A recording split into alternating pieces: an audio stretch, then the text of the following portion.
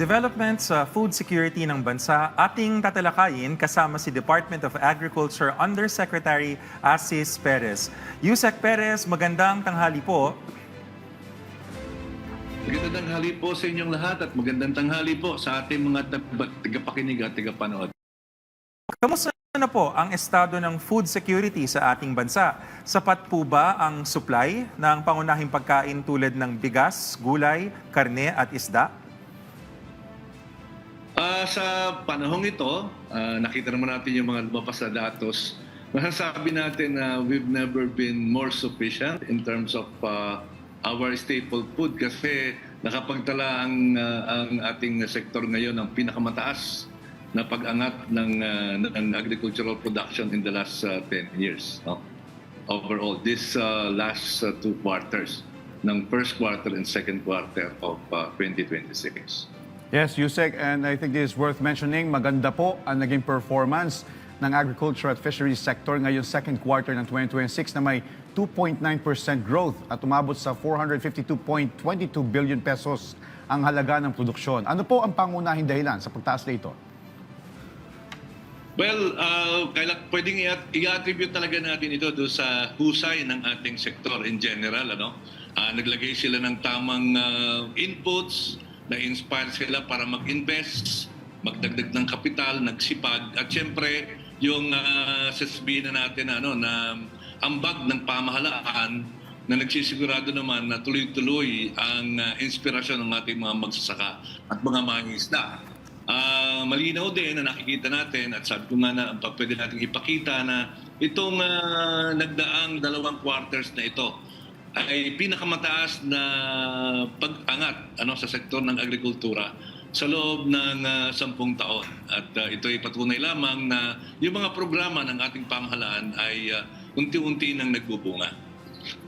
Yusek, lumago naman po ng 1.6% ang crop production, kung saan tumaas ang halaga ng produksyon ng palay ng 5.7% at mais ng 0.8%. Mahalaga po yan sa nutrisyon, mga carbohydrate sources yan. Ano po yung naging papel ng mga programa ng DA sa pagtaas ng produksyon ng dalawang pangunahing pananim na ito? Well, alam mo, malaki ang bahagi natin dun sa deployment natin ng irrigation facility. Ang palay kasi, kailangan niya talaga ng tubig at ang ating directive kasi ng ating buputihing Pangulo at ang ating sekretaryo ay pabilisin yung deployment ng mga solar irrigation projects. Pangalawa, siyempre yung magagandang binhi. Kasi kung titingnan mo, hindi naman gaanong lumaki ang ating sakahan, pero gumanda yung performance. So may attribute mo yan sa ganda ng binhi, sa sipag ng ating mga magsasaka, at siyempre, doon sa pag-a-apply ng tamang teknolohiya na ngayon ang pinagbubuti ngayon ng pamahalaan. Okay. And Yusek, sa kabila po ng mga hamon ng ito nga pabago-bagong panahon at epekto ng mga bagyo at kalamidad, paano po napanatili ng sektor ng agrikultura ang positive growth ngayong taon? Kailangan din nating aminin na itong last 2 quarters in 2026, medyo favorable ang weather condition natin. Hindi rin tayo nagkaroon ng masyadong bagyo, walang masyadong kalamidad, kalmado, din tama yung ataw. So, sa ngayon, hindi natin naging problema. Pero talagang ang ating pinangangambahan at pinaghahandaan ay yung darating na El Nino, yung El Nino. At doon naman, naghahanda ang ating department. Ang tingin ko, overall, marunong na tayo at saka meron tayong mga programa na magpapalakas ng resiliency ng sektor ng pansakahan. Ayun, kung kanina po ay tungkol sa carbohydrates, ngayon naman sa protina naman tayo. Sa livestock production, Yusek, tumaas ng 3.6% kabilang ang pagtaas sa hog production. Masasabi po ba nating tuloy-tuloy na ang pagbangon ng hog industry matapos ang mga naging epekto ng African Swine Fever o ASF? Ano po, Yusek, yung mga susunod na hakbang ng DA para dito? Yun ang isa sa positibong nakita natin talaga in the last, I'd say, 8 months. Gumanda yung production ng baboy, medyo na-manage yung ASF, yung biosecurity at saka siyempre yung pagbabakuna, malaking bagay yon. At kung mapapansin mo yung presyo ng baboy, ng karneng baboy talagang naging mas affordable ngayon. So ito yung mga indicators natin na gumaganda yung production. Liban pa doon sa mga numero na nakikita natin halimbawa sa PSA. Ang real indication kasi ng growth is the price. At makikita natin, kahit yung manok natin, yung manok natin, maganda yung presyo. Hindi siya nagmamahal, affordable siya, at marami. Kaya naman, sa tingin ko, namamanage na of course, ng private sector at ng pamahalaan, yung isa sa mga pinakamalaking suliranin nga natin na tungkol sa ASF. Alright. Yusek, at nagkaroon din po ng 2.7 growth ang fisheries production. Ano po yung mga programa ng DA para higit pang mapalakas ang produksyon ng mga mangingisda, lalo na po sa gitna ng mga hamon sa panahon at climate change? Oo, medyo gumanda yung performance ng buong sektor at I'm really happy and in a way also advice na nilaki niya. Ang isang pinakamagandang ginawa kasi ng pamahalaan ngayon, talagang nag-concentrate tayo sa aquaculture. Concentrate tayo sa aquaculture. Way back 2 years ago at saka tuloy-tuloy hanggang ngayon, naglagay tayo ng maraming pondo sa seaweeds farming. Pagkatapos, pangalawa, mapapansin mo, itong last 6 months na ito, hindi tayo nga nagkaroon ng disturbance. At yun, ay isang magandang sitwasyon pagdating sa fisheries. Dahil minsan kahit may isda, pag masama panahon, hindi makapag-isda yung ating mga mangingisda. But this lately, nakita natin na nag-cooperate pati yung and of course, more investments in aquaculture now para na-inspire ang ating sektor to invest. At ito ang bunga, ang mataas na ani ng aquaculture and of course, fisheries. Magandang balita yun, Yusek, no? Kasi yung seaweeds, source of iodine rin yan eh. Bagamat lumago ang produksyon sa iba't ibang subsector, nararamdaman na po ba ito ng ating mga magsasaka at mangingisda sa kanilang kita? Ano po ang ginagawa ng Department of Agriculture upang matiyak na sila ang direktang makikinabang sa pagtaas ng produksyon? Napakagandang tanong nito. I'll give you an example. Naalala mo, last quarter ng 2025 ay pinigilan ng Pangulo ang pag-i-import ng bigas. Ang resulta kasi nito, napaprioritize natin yung palay na pinuduce ng ating mga magsasaka, kaya tumaas ang presyo ng palay. At siyempre, kapag tumataas yung presyo ng palay, tumaas ang ating mga magsasaka, nai-inspire silang magtangim. No? At ito yung tuloy-tuloy na ating inaasahan na sana tuloy-tuloy na yung presyo ng ating mga commodity hindi masyadong bumaba para naman yung ating mga magsasaka ay kumita. At napakaganda ngayon, ang pamahalaan natin ay nagtakda na ng 21 pesos. Namimili ang ating National Food Authority ng 21 pesos na palay kahit hindi siya tuyo. At ito'y palagay ko malaking incentive sa ating mga magsasaka. At yun, magsisigurado ng kita ng ating mga magsasaka ng palay. At the same time, sa mga maggumais naman, liban doon sa mga support ang binibigay ng pamahalaan, sinisigurado rin natin na yung presyo ay pakikinabangan ng ating mga magsasaka. Ito naman, pumapasok yung mas higit na magandang tawag nga natin na robust logistics system. Nakikita natin kasi kahit na madaming ani natin, kung masisira siya, mabubulok yung ani natin, hindi makikilabang yung mga magsasaka. Dito po mapasok yung tinatawag nating value chain approach na hindi lang yung pagtatanim, kundi pati yung pagtutuyo ng ating mga produkto at pagsigurado na yung mga produkto natin hindi masisira at makakarating sa merkado ng mas mabilis at kukonti yung gastos ay mangyayari upang makinabang both the producers and of course the consumers as well. Yan. At kaugnay nga po ng mga nabanggit niyo, Yusek, no, ano pa po ang mga prioridad na hakbang ng DA para pumapanatili ang paglago ng sektor ng pananim sa mga susunod na quarter itong taon? Well, gusto ko rin ibalita na by 2027 ay effective na yung ating Animal Industry Act kung saan mas lalago ang ating sektor ng panghayupan sapagkat mayroong direktang co-investments na ibibigay ang ating pamahalaan. Na-expect natin that once we are able to implement all the law and this particular support for our ay mas higit na lalago ang sector ng livestock. Ngayon, ang investment natin for 2026 and 2027 for agriculture ng pamahalaan ay mas lumaki.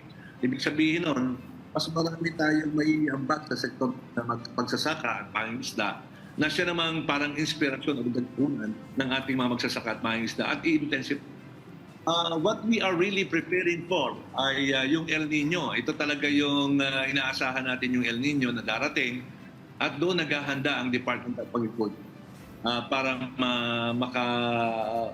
maka-survive tayo o ma-address natin yung possible adverse effect ng El Nino. Yusek, nabanggit niyo na nga po, no, naghahanda na po ang Department of Agriculture para sa El Nino. Nakita natin na maganda yung resulta sa second quarter. Kumpiyansa po ba tayo na since maganda yung second quarter at naghahanda naman tayo for El Nino, maaabot ba natin yung target growth ng agricultural sector para sa buong 2026? Ano po yung pinaka-malalaking hamon maliban pa sa El Nino at oportunidad naman po na nakikita ninyo sa nalalabing bahagi ng taon? Well, itong nalalabing bahagi kasi ng taon, particularly itong third quarter, dito tayo medyo naapektuhan ng war in Iran, di ba? So tumaas yung cost ng fertilizer, tumaas yung cost ng fuel. Medyo nakikita namin na baka magkaroon din ng epekto yan. Pero ang maganda, dun sa latest monitoring namin, nakita namin tuloy-tuloy yung nagtanim ang mga tao.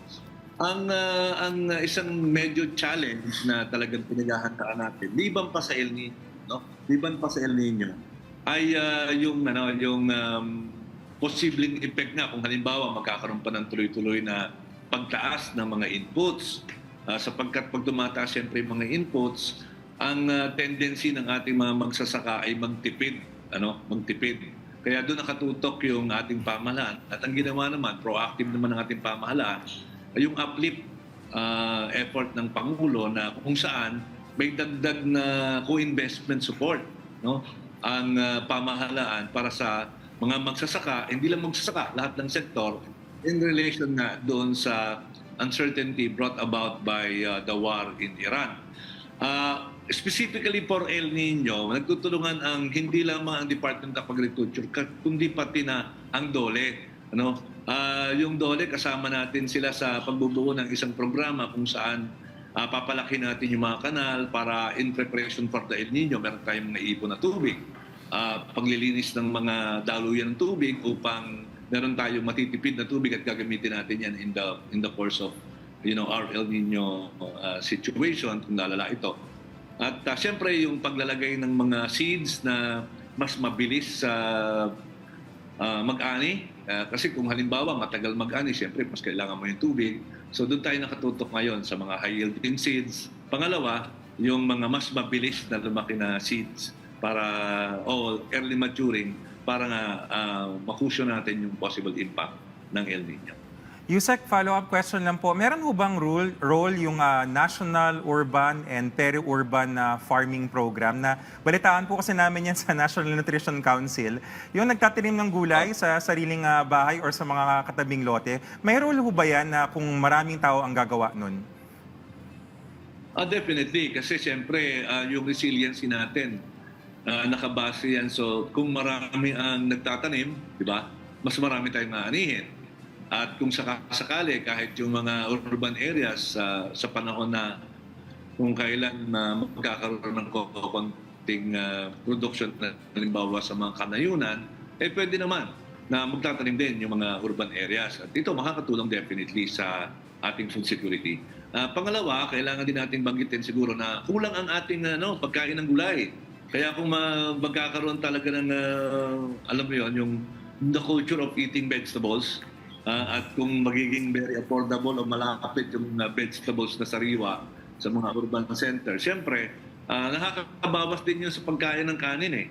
Diba? Kasi pag nakain mo na yung gulay, siyempre, mas kukunti makakain mo na ibang pagkain and therefore you become healthier and also you're able to balance the nutrition. So meron siyang direct connection, yung pagkakaroon ng gulayan. At kung mas malapit ang pinagkukunan ng gulay, kasi siyempre kung malapit ang kuha ng gulay mo, mas sariwa, at yung mga urban areas, ay pwede talagang magkaroon tayo ng gulay. Okay, Yusek, balikan ko din, nabanggit mo kanina, no, maliban dun sa direktang koordinasyon niyo po sa mga lokal na pamahalaan, sa ating mga magsasaka at sa poultry sector, kumusta po ang inyong pakikipag-ugnayan sa pribadong sektor at gaano po yung kahalagan ng papel nila para maging mas matatag yung ating seguridad sa pagkain? Nabanggit ko kanina sa inyo na ang attribution ng totoong dahilan kung bakit umaasa ang ating production ay dahil yan sa malaking investment ng ating private sector. Ano? Tandaan natin na napakalaki ng halaga na nakinita ngayon. It's 416 billion pesos ang total production natin in quarter 2. Ang government investment dyan ay hindi masyadong malaki. Kaya talagang kung titignan mo, yung value niyan, generate yun ng private sector. Ang role kasi ng government is to create a policy environment that will enable the private sector to produce. Yan ang ating at makikita mo kung nagpo-produce ang private sector, indication yan na maganda ang koordinasyon at na-inspired ang private sector to produce. And so, pwede kong sabihin at makikita naman ninyo na very participatory ang Department of Agriculture, lalo-lalo na ngayon sa panahon ni Secretary Laurel. Having come from the private sector, he understand fully the importance of engaging the private sector in production and in development. And so I would say na ang proof talaga niyan na maganda yung koordinasyon with the private sector is the production itself. The production speaks for itself. That the production done by the private sector is obviously the highest in the last 10 years. And that will indicate to you the level of coordination and work and close cooperation between the government and the private sector. Ayun, ang dami nating naani na kaalaman. Maraming salamat po sa inyong oras, Department of Agriculture Undersecretary Asis Perez. Thank you, sir.